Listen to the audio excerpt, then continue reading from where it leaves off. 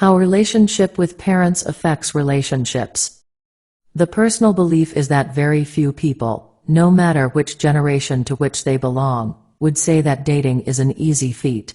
However, dating in the digital age feels especially challenging. Dating apps make it that much harder to hold anyone's attention, because everyone's talking to a slew of other romantic interests, and that much easier to ghost someone.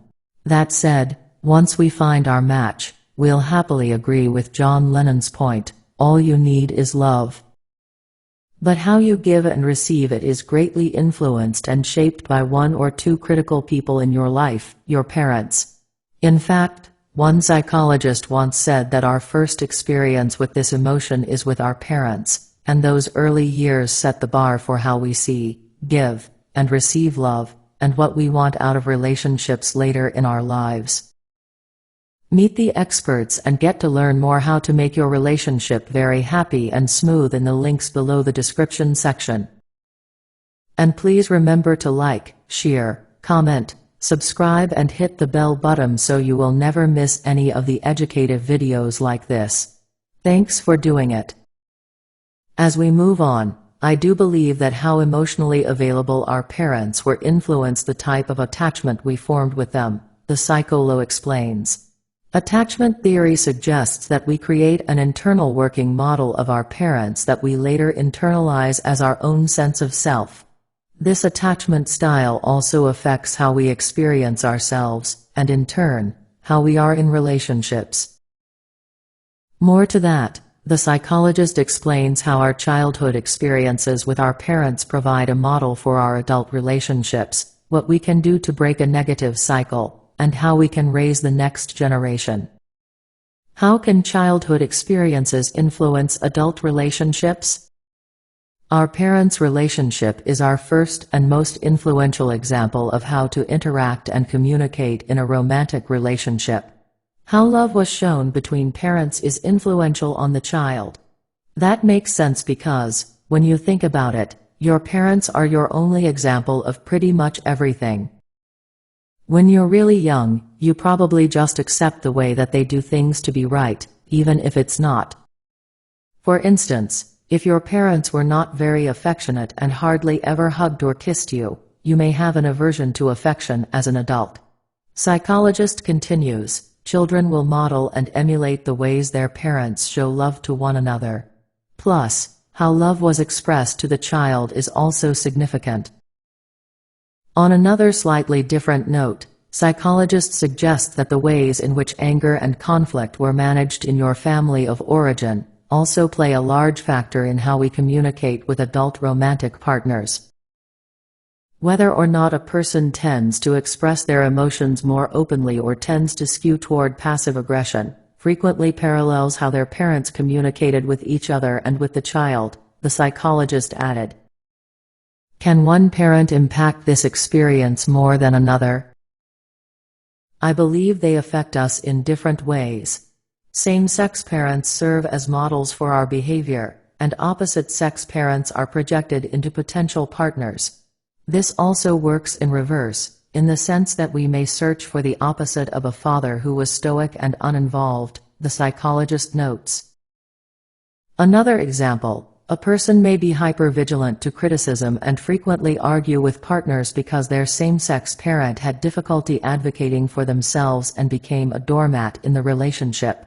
We tend to want to emulate our parents' relationship when it is perceived as healthy and positive.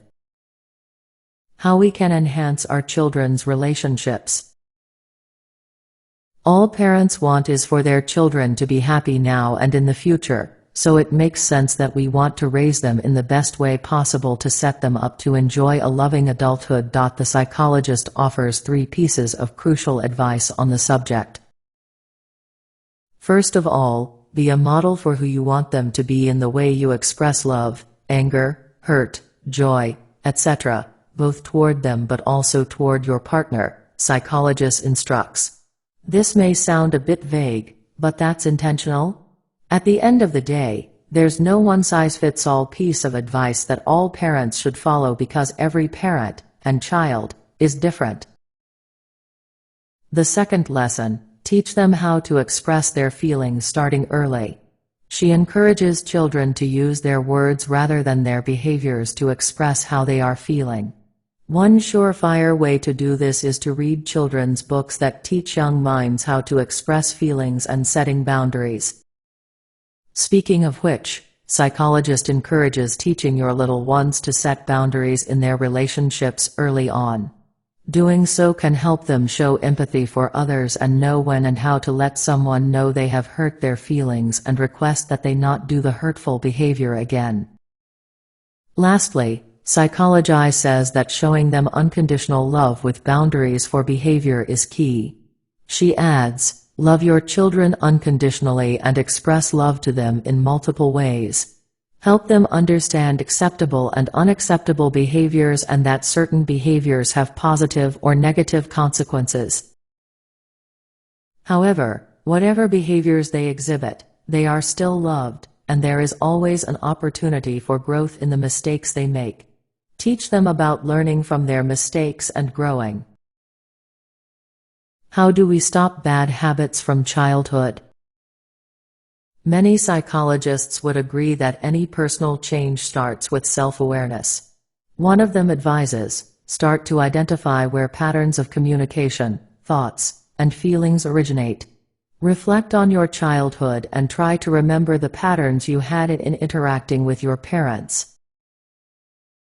Questions she suggests asking yourself include, whose voice is that? Your adult voice of what you think and believe, or does it come from somewhere or someone else? If your parents are still living, you can also start to notice how you interact with your parents now, and then see how those patterns may be playing out in your romantic relationships, she notes. Which are functional bonding and secure attachment. A big believer in science, psychologist says, groundbreaking research during the 1960s and 1970s by John Bowlby and Mary Ainsworth assisted in our understanding of attachment theory. Since their work, many psychological researchers have examined the different ways secure and various forms of insecure attachments with our parents affect our attachment styles as adults. For instance, if parents showed love, responded to our needs, and validated our feelings, we were more likely to develop a secure attachment style. We then seek out and desire that same attachment style as an adult. On the other side, if we had an insecure attachment develop with our parents, we may have a fragmented sense of self.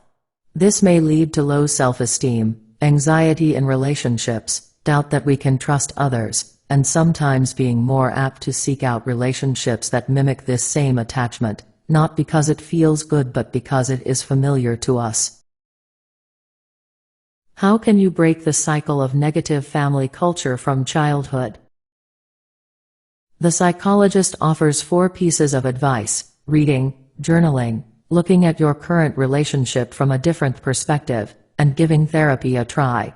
She offers, read books by psychological researcher and clinician John Gottman to learn about the different patterns that lead to positive relationship outcomes and those that lead to negative relationship outcomes. One key thing to remember is to learn about healthy ways to manage conflict and better ways to connect with your partner emotionally. No one likes fighting, but you may dread it less if you can argue more constructively. Regarding journaling, she advises, journal and increase your self-awareness of your thoughts, feelings, and behaviors in your relationship. Compare what you are noticing with the ways your parents interacted with you and interacted with each other.